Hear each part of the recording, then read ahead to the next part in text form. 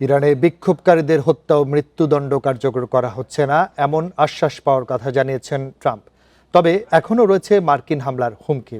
ইরানে হামলা চালাতে যুক্তরাষ্ট্রকে নিজেদের আকাশ ও ভূমি ব্যবহার করতে দেয়া হবে না বলে সাফ জানায় সৌদি আরব। 5 ঘন্টা পর আকাশসীমা খুলে দিয়েছে ইরান। এদিকে নিরাপত্তার খাতিরে ইরানে দূতাবাস বন্ধ রয়েছে যুক্তরাজ্য। অবশেষে সরকার বিরোধী বিক্ষোভকারীদের মৃত্যুদণ্ড দেওয়া থেকে পিছু হটল ইরান।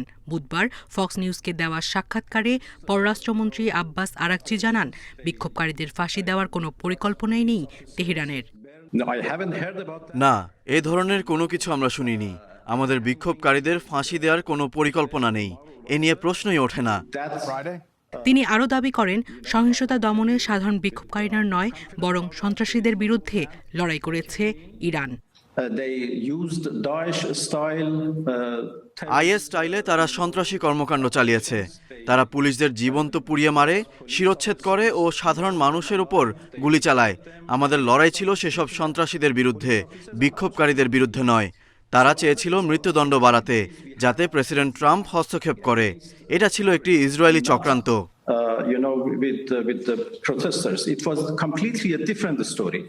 এরপরে ইরানে হত্যাকাণ্ড কমে আসছে বলে দাবি করেন মার্কিন প্রেসিডেন্ট, যদিও সামরিক পদক্ষেপের সম্ভাবনা পুরোপুরি উড়িয়ে দেননি তিনি। ট্রাম্প জানান, পরিস্থিতি পর্যবেক্ষণ করেই সিদ্ধান্ত নেবে তার প্রশাসন। ইরানে বিক্ষোভকারীদের হত্যা বন্ধ করা হয়েছে, মৃত্যুদণ্ড কার্যকরেরও কোনো পরিকল্পনা নেই, এ বিষয়ে আমাকে আশ্বাস দেয়া হয়েছে। এর আগেই কাতারে অবস্থিত মার্কিন সামরিক ঘাঁটি থেকে কিছু সংখ্যক সেনা সরিয়ে নেয় ওয়াশিংটন। একই ধরনের পদক্ষেপ নেয় যুক্তরাজ্যও।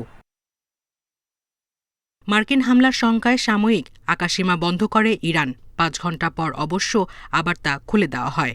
এদিকে ইরানের বিরুদ্ধে সম্ভাব্য কোনো হামলায় যুক্তরাষ্ট্রকে নিজেদের ভূমি বা আকাশসীমা ব্যবহার করতে দেবে না বলে জানিয়েছে মধ্যপ্রাচ্যের প্রভাবশালী দেশ সৌদি আরব। ট্রাম্পের হামলার হুমকির পরই এমন অবস্থান নেয় রিয়াদ। ইউরোপের বিভিন্ন দেশ তাদের নাগরিকদের দ্রুত ইরান ছাড়ার আহ্বান জানিয়েছে। তেহরানে বন্ধ রাখা হয়েছে ব্রিটিশ দূতাবাস। সায়রা খান, ইন্ডিপেন্ডেন্ট নিউজ।